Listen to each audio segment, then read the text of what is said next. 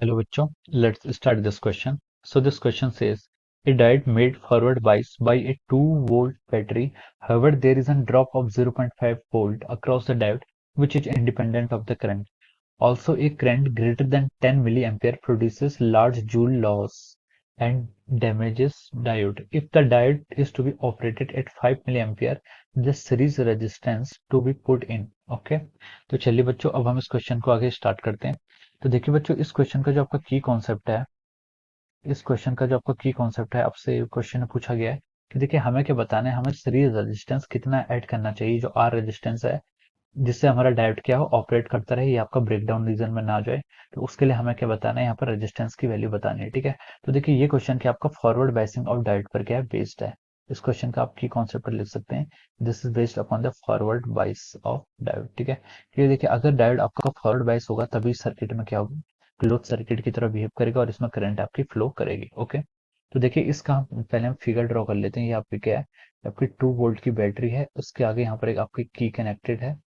Okay, और यहाँ से आपका ये आपकी 2 वोल्ट की बैटरी है, इसको लिख लेते हैं।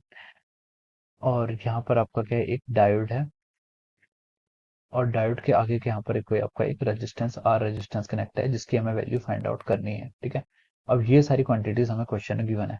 अब उसने ये भी बोला है कि there is a drop of 0.5 volt across the diode. ठीक है, which is independent of the current. Current कितनी भी हो उस पर डिपेंड नहीं करता है। जो डायोड के अक्रॉस जो आपका डायोड के अक्रॉस जो कि आपका ड्रॉप है, पोटेंशियल ड्रॉप है, वो 0.5 वोल्ट ही आपको क्वेश्चन में गिवन है। ठीक है, तो अब हमें रेजिस्टेंस की वैल्यू यहाँ पर क्या करनी है, फाइंड आउट करनी है। We need to find out the value of the resistance here. तो चलिए बच्चों, अब हम इस क्वेश्चन को आगे स्टार्ट करते हैं। तो देखिए बच्चों, अब क्वेश्चन में हम क्या लिख सकते हैं, देखिए अगर हम यहाँ पर आपका की है, अब यहाँ पर मान लीजिए आपका क्या है, इसको हम ग्राउंडेड कर देते हैं। ग्राउंडेड कर देते हैं मतलब जीरो पोटेंशियल।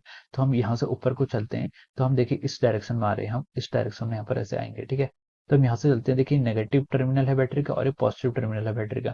तो हम इधर को अगर किरचॉफ लॉ अप्लाई करें, तो देखिए पहले मैं आपको साइन कन्वेंशन बता देता हूँ।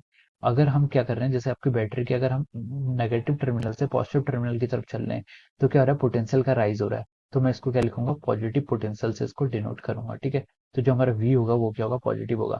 और मान लीजिए ये आपका एक रेजिस्टेंस है, ये आपका रेजिस्टेंस है, जिसका आर रेजिस्टेंस है, और यहाँ पर आई करंट फ्लो कर रही है। ठीक है, और हम भी क्या कर रहे हैं, इस डायरेक्शन ऑफ करंट की डायरेक्शन में फ्लो कर रहे हैं। तो आपको पता है कि करंट कहाँ से कहाँ फ्लो करती है, higher potential to lower potential. तो मैं उसको यहाँ पर नेगेटिव पोटेंशियल ड्रॉप की तरह यहाँ पर ट्रीट करूंगा।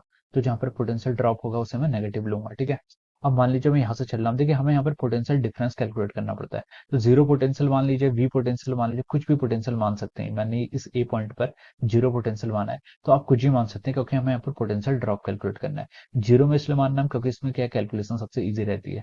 तो मैं यहाँ से इधर को आऊंगा, तो देखेंगे नेगेटिव से पॉजिटिव की तरफ आ रहा हूँ, तो यहाँ पर 2 वोल्ट का एक पोटेंशियल आया।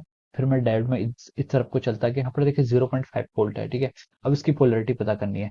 तो देखो जो इसकी पोलरिटी होगी, यहाँ पर क्या पी साइड है इसकी डायोड की, आपकी पी साइड है, ये वाली साइड की आपकी पी साइड है, और ये वाली साइड की एन साइड है। तो मैं बोल सकता हूँ कि यहाँ पर जो आपका ये इस तरीके से ट्रीट होगा। ठीक है, ये आपका इस तरीके से ट्रीट होगा वोल्टेज। तो पॉजिटिव से नेगेटिव की तरफ जा रहे हैं, तो हम इसको क्या लिखेंगे, नेगेटिव ट्रीट करेंगे। तो आएगा आपका 2 माइनस पोटेंशियल ड्रॉप कितनी, 0.5।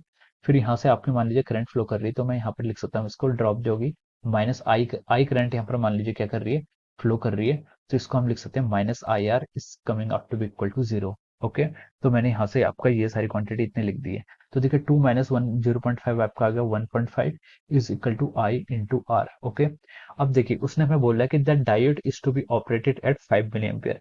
डायोड को आपको 5 मिली एम्पियर में डायोड करना ऑपरेट करना है। तो आई की वैल्यू आप यहाँ से 5 मिली एम्पियर ले सकते हैं, या 1.5। आई की वैल्यू कितनी आ गई आपकी 5 इंटू 10⁻³ 5 मिली एम्पियर हो गया, इंटू आपका रेजिस्टेंस हो जाएगा। ठीक है, अब इसका से डिवाइड कर लीजिएगा 0.3, और 10⁻³ इधर आ जाएगा, तो +3 जाएगा इज इक्वल टू आर।